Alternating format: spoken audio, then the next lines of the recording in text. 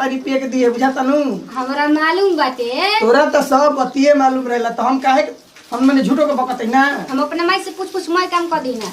जिंदगी ओए माई का हो गई दीदी के चली चली। ओए होता दीदी चिल्लाए लगली।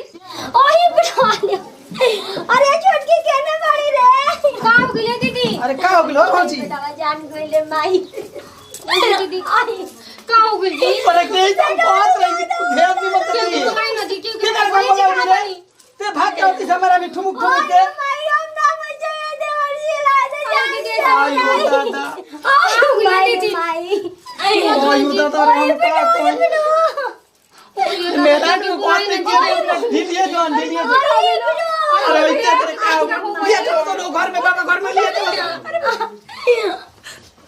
नमस्कार प्रणाम। वीडियो अच्छा लगी तो दिल से लाइक करो शेयर करो कमेंट करो और हमने क्या अपन चैनल में सब्सक्राइब ना करो कि सब्सक्राइब जरूर करिए। सबके साथ विदाई अगला वीडियो में फिर से मिल जाएगी।